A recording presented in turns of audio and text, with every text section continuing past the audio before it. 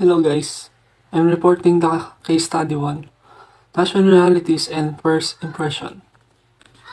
There are two prominent points that have been discussed which is associated with nationality along with the culture and first impression.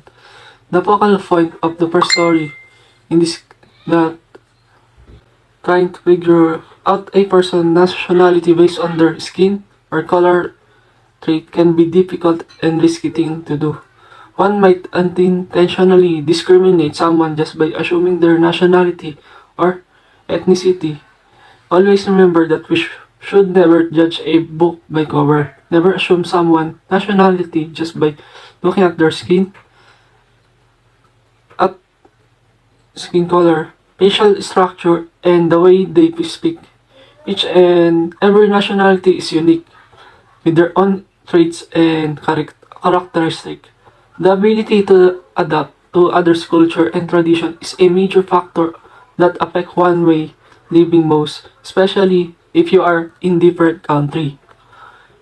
Presuming one nationality may also be difficult because some races share some skin tone and facial structure similarities with one another. On the other hand, the second story from this case highlight the diverge of culture and tradition of different nationalities. In a country, there will be different nationalities flocking into one substantial company or establishment. With that being said, we should educate ourselves and be aware of cultural differences so we can avoid cultural appropriation. We should and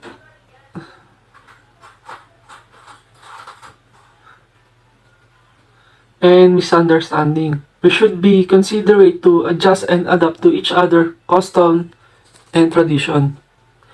Everyone has their own points of view. Try to orient oneself to understand and respect one another way of thinking in a positive way. Most especially when you are a leader, you need a knowledge and be aware of each and every culture and way of approach. Make them feel compassionate toward one another. Uh, ang ang lesson sa case study na to is yan, yung huwag maging racist sa mga ibang mga characteristic ng ibang tao, lalo na sa skin tone lang. Which, halimbawa yung pagiging sobrang puti or itim, that di yung ginagawang ini-insulto. Kasi, yun yung isang nag-define sa isang tao sa skin color nila, pero hindi yun yung pinaka ng pagkatao nila. Next.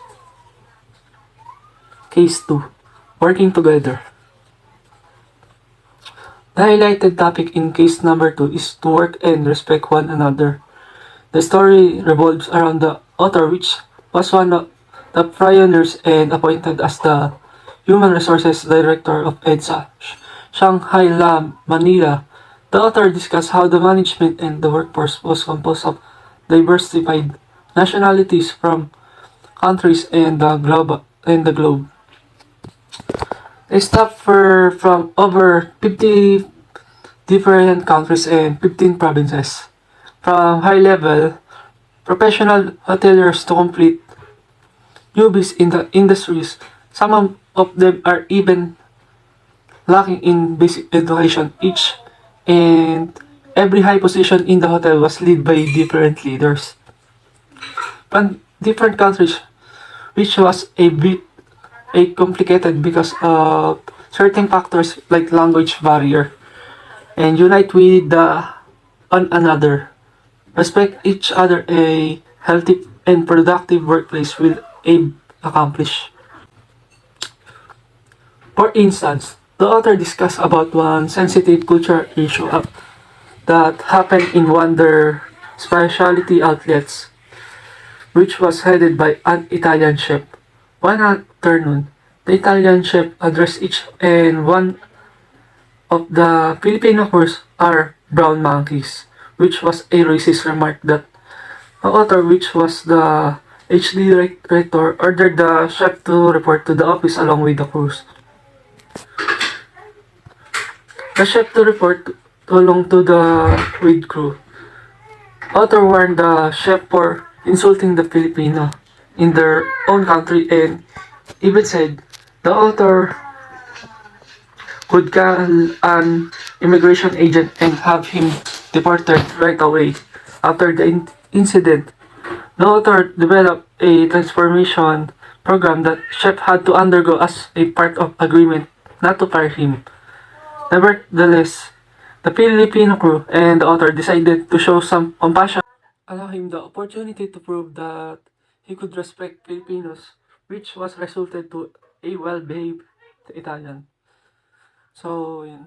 Yan lang yung sa case study 2. And, ang lesson sa case study 2 is, ayun, kailangan maging humble tayo and marespeto sa mga nakakasama natin sa trabaho. And, ayun, para yung pinagtatrabuhan natin is walang negative vibes. Ayun, yung positive lang.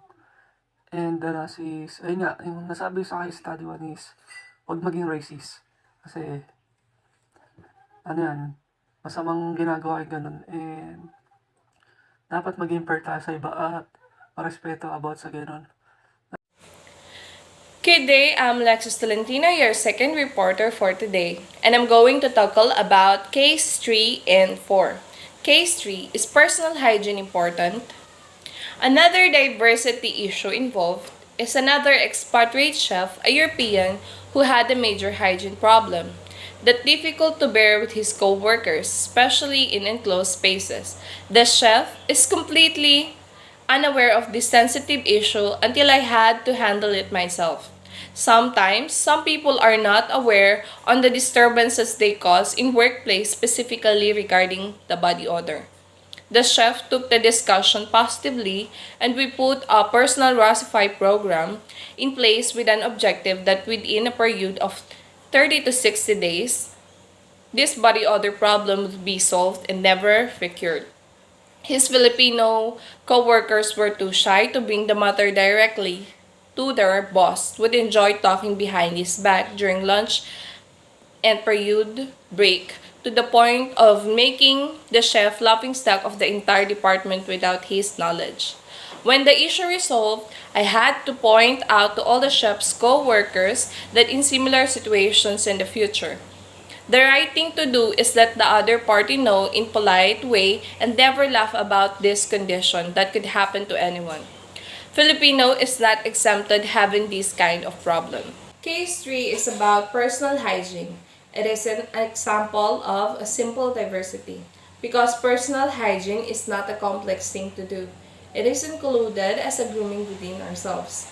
Personal hygiene is very vital for individuals working and mingling with a huge crowd. It is also a key to boost our self-esteem and how we present ourselves in the public. Confidence is also a result on having a personal hygiene. It is a must that we as a person have our personal hygiene to be confident with ourselves. In this case, the chef is not aware with this issue, but his colleagues help him to remove these body odor problems using the Rosify program. But the co-workers choose to talk behind his back and make fun of the situation. The moral lesson to take in this case is no matter what races you belong, we are prone to this problem. Just choose to help others than making fun and talk behind the back of your colleagues. Case 4, Tourism Nightmare. When a new international hotel chain was about to open in Cebu in 1995, Delta Philippine Dream, I was engaged as opening human consultant. The hotel had a casino and had more expatriates on board. Their nationalities includes Canadian, Japanese, Chinese, French, and Italian. Task was to conduct a half-day multicultural diversity session for expatriates to know more about Philippines and Filipinos. As an introduction, I asked the expatriates if they know the place they were situated in. The hotel was in Lapu-Lapu City. where the training also held. Their answers were simply, "We know we are in Cebu." I seriously looked at the 7 expatriates attending the class and informed them about in this city of Lapu-Lapu where the very first expatriates was murdered in the year 1521. Ferdinand Magellan, the discoverers of Philippine Islands, was killed by Lapu-Lapu in sword fight. Hence the city name Lapu-Lapu.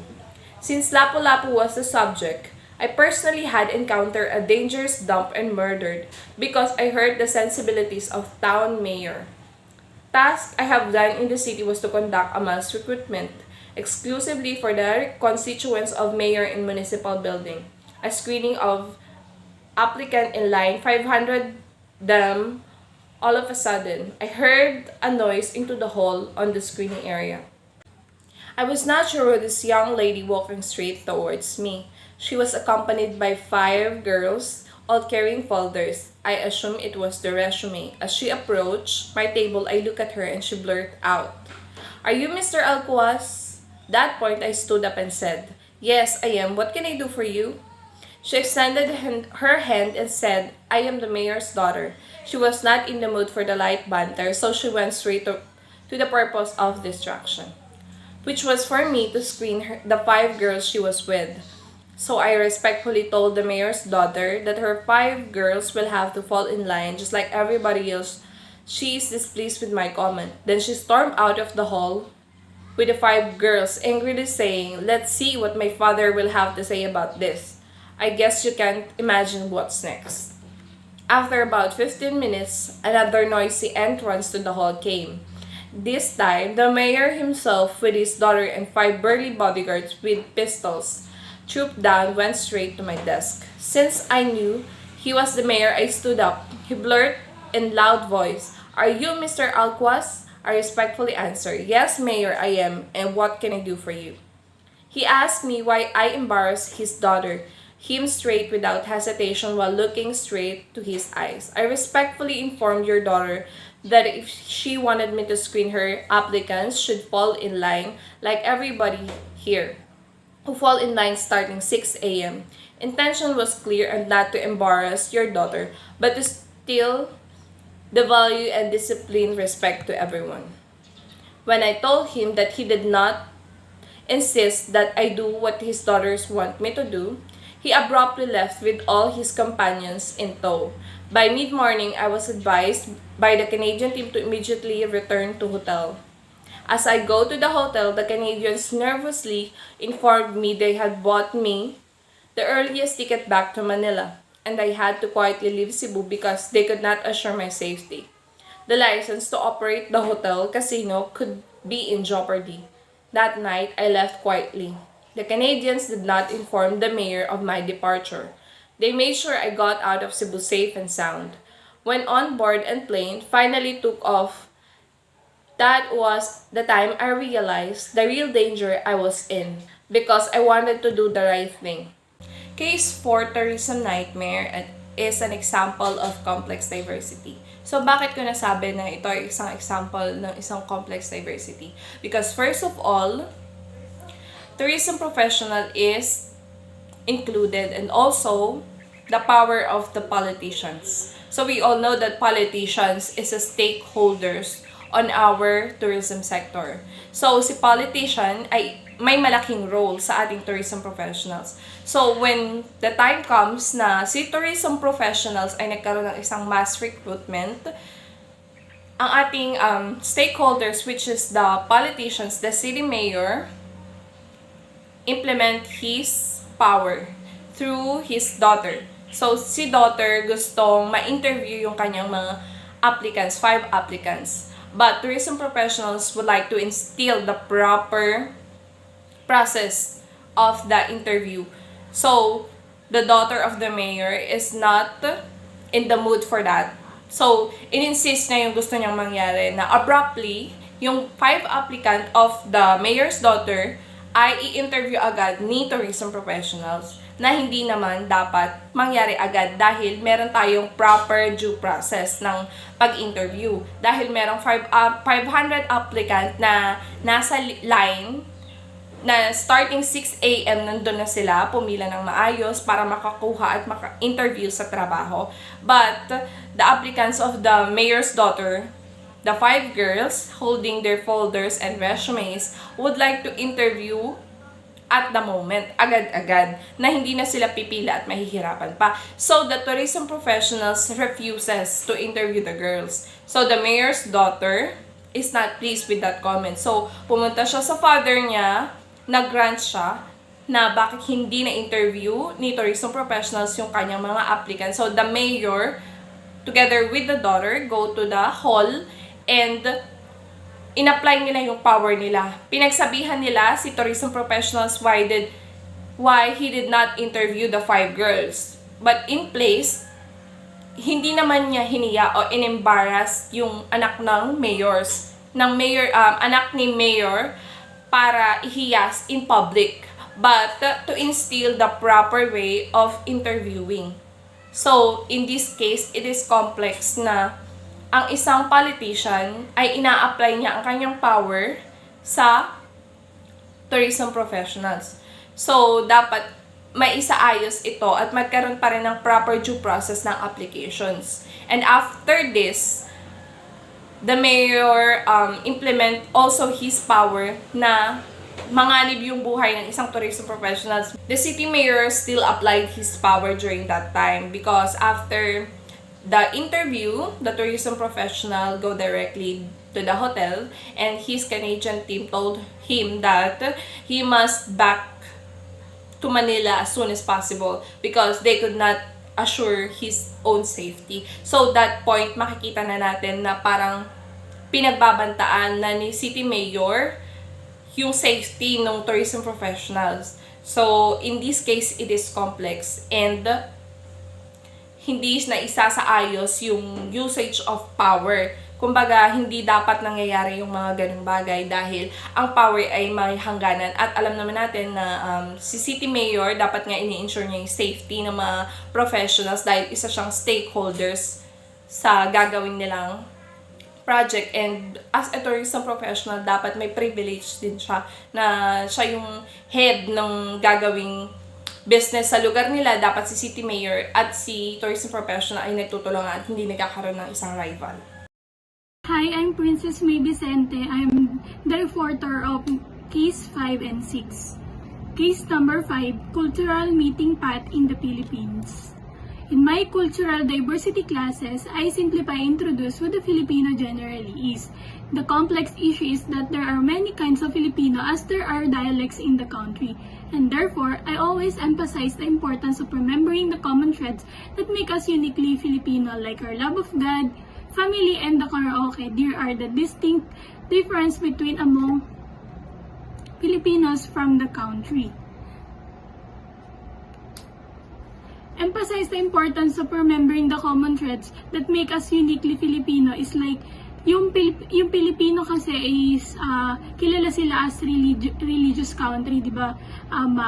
More on ang mga tao dito is Catholic, and then yung sa pagmamahal sa family, makikilala din tayo, masasabi din unique tayo din kasi makikilala mo yung Pilipino sa paggaling sa paggalang, sa mapagmahal sa mga gulang, and the karaoke is mostly maririnig or meron talagang karaoke once na may birthday yan, may binyagan, doon mo makikilala yung Pinoy kasi alam mo, pag may mga handaan sa kanila, hindi mawawala yung karaoke. Yun yung iba sa nagpapa-unique sa atin.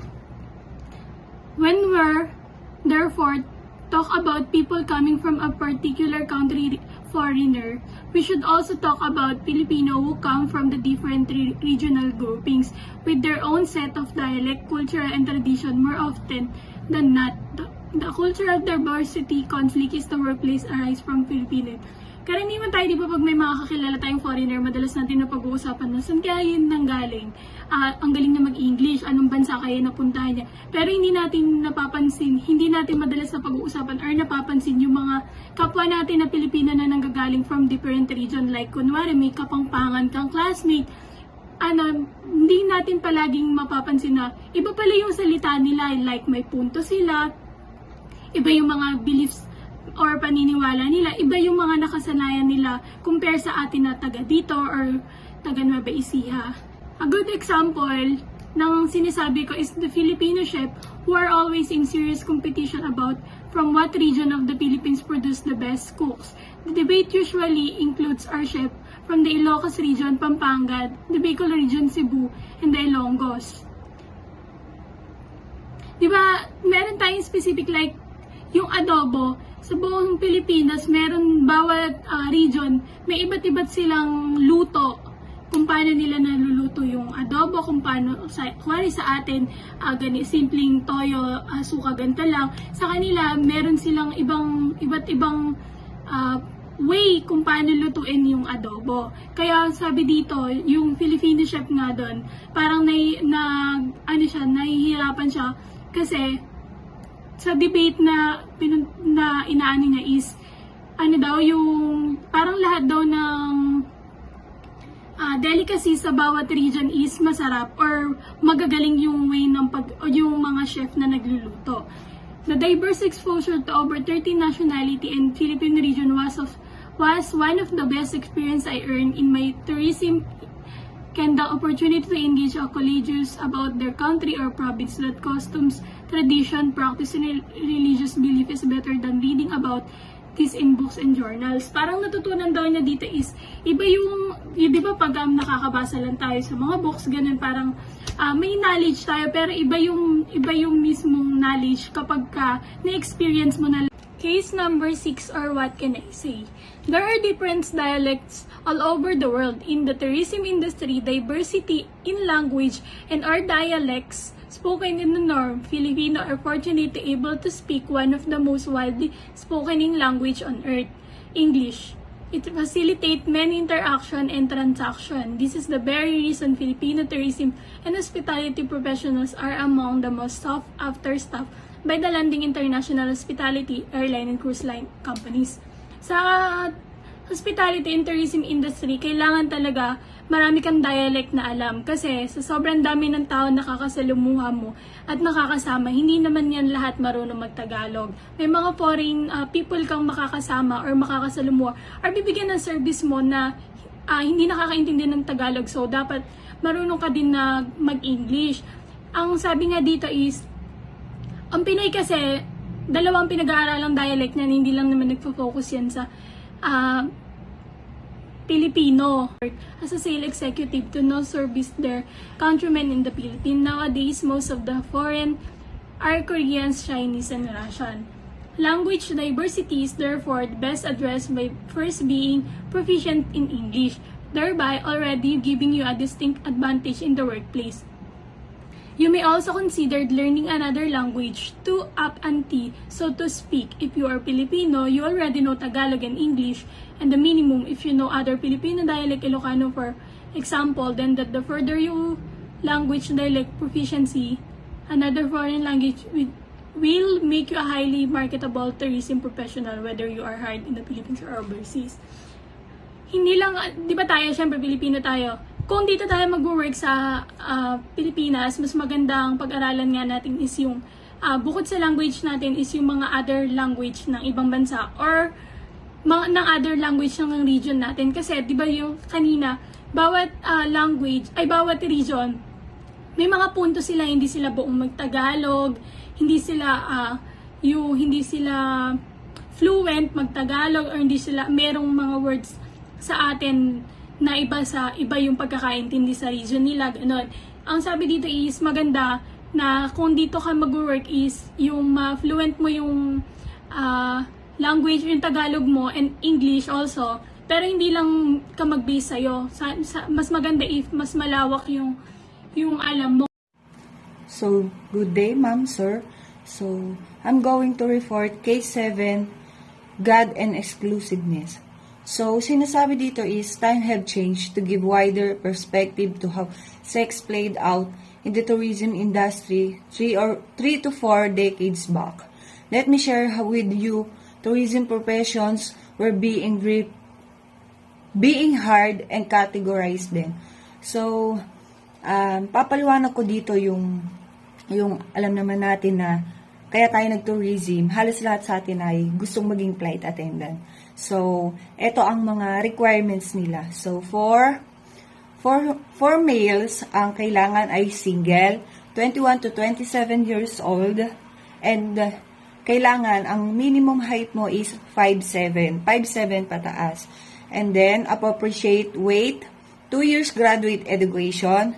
Siyempre, kailangan natin ng very good spoken English. So, kailangan din natin ng marunong tayo mag-swimming. So, cloud swim.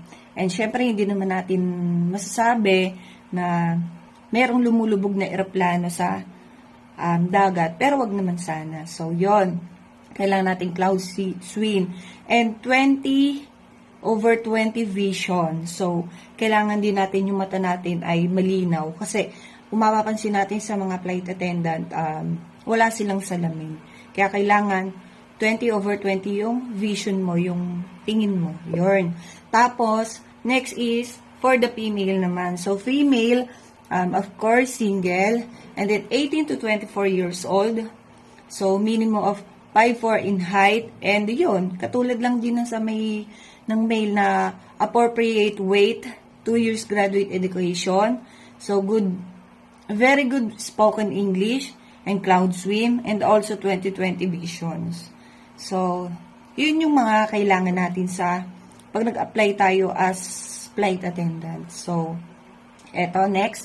According to the International Society for Women Airlines Pilot, or SIWAP, the airline in the world with the greatest number of women pilots are the following. So, meron din tayong women na pilot. Di lang naman lahat is lalaki or boy. So, yan.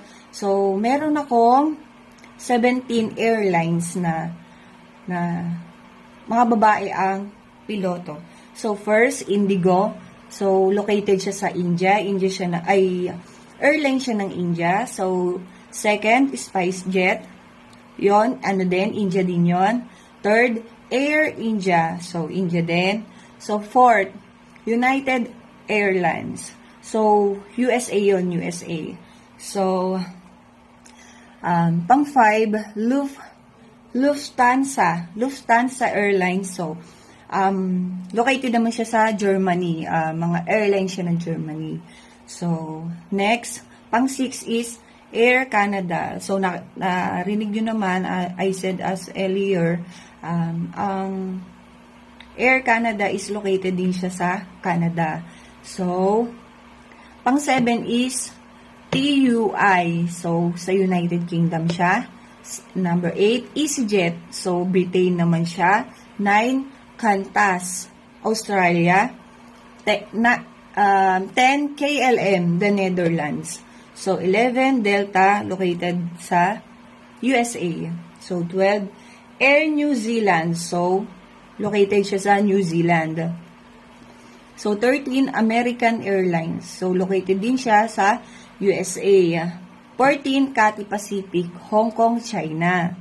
So, Virgin Atlantic, Emirates. So, ito yung isa sa palaging lumalanding din sa Pilipinas. Kung makikita natin yung United Arab Emirates na airplane. So, and lastly, Norwegian. So, sa Norway siya. And then next, there are instances where I have highly qualified, openly gay or lesbian. So, kailangan, open din sila sa pilot sa pilot open din sila kung lesbian ka or gay ka. Basta isusuot mo, kung halimbawa lesbian ka, syempre babae yun. Kailangan natin ang isuot din is pang babae, pang girl, pang woman. So, pag gay ka naman, syempre lalaki. Kailangan ang pang suot mo din is pang men. So, yon. So, next, Culture modified as a quarterly online publication about the world cultural resources, both physical and intangible, and these are the 7 destinations that are recommended strongly for cultural tourism. So, meron akong 5 nun. Yun yung Lombok, Indonesia, Latvia, Haida British Columbia, Northern Sri Lanka, Chiang Mai, or sa Thailand yun. So, Logo Margior. So, Italy yun, Saka. And lastly, Madagascar. So, sa Pilipinas, meron tayong mga pinagdidiwang na festival. So, katulad sa Baguio, ganyan, sa Ati-Atian Festival. So, meron ako dito mga examples ng festival. So, first, Ati-Atihan Festival, one of a kind festival in the Philippines held in Aklan. So, next, Dinagyang Festival. So, the religious festival in the Philippines that celebrate the peace of the Santo Niño and the fact between the datus and locals in Iloilo City. So, yung Dinagyang Festival, siguro alam naman natin or familiar sa atin. So, yun yung mga Santo Niño o yung mga santo na tuwing kapistahan niya, sinasayaw yun. Yun. Tapos, next is Pahiyas Festival. Pahiyas Festival is located to Lucban, Quezon, one of the most colorful Philippines festival held in Lucban, Quezon, where tourists can enjoy free food. So, yung Pahiyas, sineselebrate nila ito sa Lucban, Quezon, kung saan nakahirela yung mga food nila na pwede mong kainin ng libre. Yun. Pagtapos ng mga occasion, gano'n. So, next is Panagbenga Festival. So, alam natin ito, dinadayo talaga natin sa Benguet o kaya sa Baguio, yun. Laging madaming tao. Kaso pandemic ngayon, kaya hindi din natin masyadong nai-enjoy kasi meron tayong inaalalang virus.